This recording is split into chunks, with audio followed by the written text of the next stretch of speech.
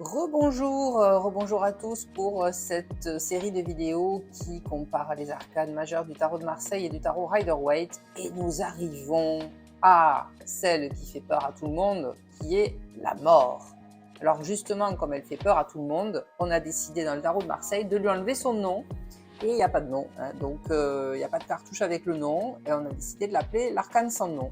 Alors elle apparaissait, le nom mort sur certains anciens tarots, mais probablement que, à force d'effrayer les foules et de leur prédire une mort certaine qui probablement n'est pas arrivée dans la plupart des cas, on a décidé de parler de transformation radicale. Alors c'est vrai que c'est un arcane qui peut nous parler de mort physique. Après, c'est tellement délicat dans une consultation d'aller ressentir ça. Il faut vraiment avoir des ressentis autres que juste la lecture de la carte ou la signification de la carte pour dire à la personne attention, vous allez mourir demain. Il faut vraiment avoir une prémonition très forte ou questionner la personne et par rapport à son mode de vie, peut-être en effet voir qu'il y a des choses qui se dirigent vers une santé qui est dégradée ou des choses comme ça. Mais bon, en tout cas, moi je n'irai pas évidemment dire à quelqu'un en sortant cette carte, c'est bon, vous allez mourir.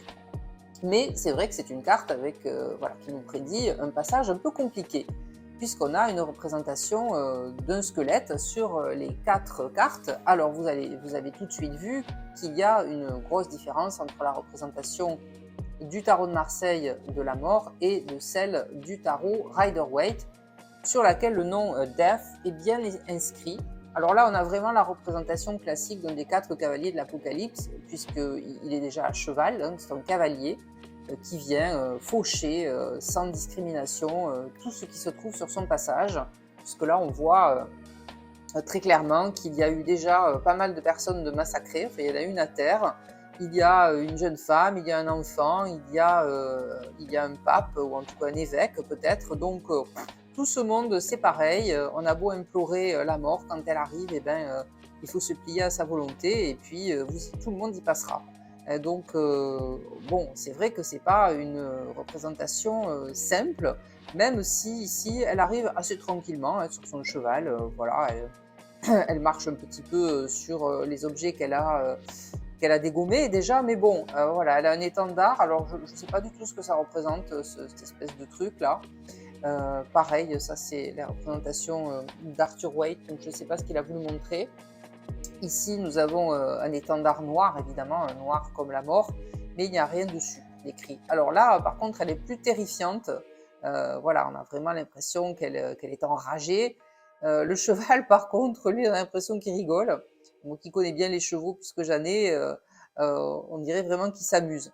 Mais la position du cheval est beaucoup plus dynamique et celle de l'évêque ici, et puis de la jeune femme avec son enfant, c'est vraiment une position d'implorer. Voilà, j'implore la mort qu'elle nous épargne. Et elle va écraser, de toute façon, quand elle a décidé, elle va les écraser. Donc il y a déjà ce personnage ici qui est à terre, probablement mort.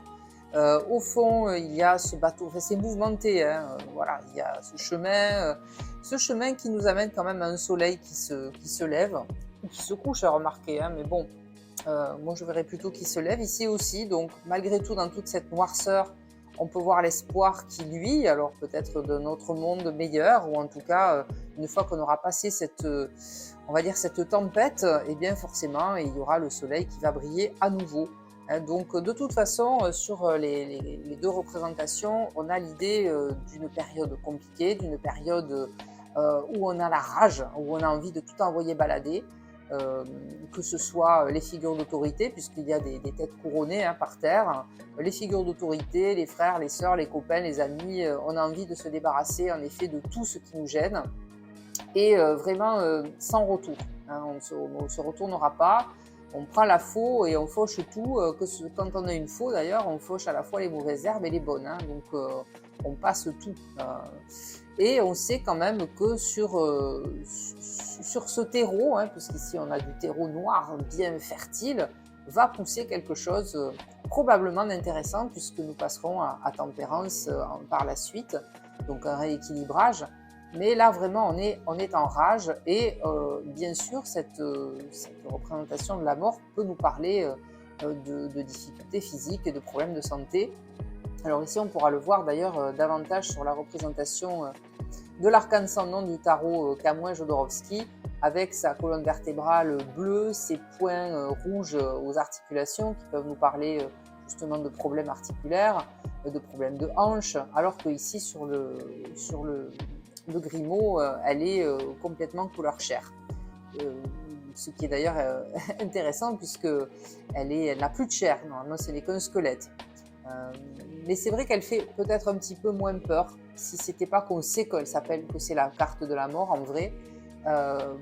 Elle est quand même un petit peu plus sympathique. Et puis ici, elle nous fait penser à un agriculteur en train de travailler sa terre avec acharnement, alors que là, pas du tout. Hein, on est plutôt sur celui qui vient surveiller les terres, hein, qui va donner des ordres aux esclaves pour qu'ils travaillent mieux. Donc voilà, pas du tout la même interprétation sur ces deux cartes. Voilà pour la carte de la mort, et puis je vous retrouve sur la prochaine vidéo.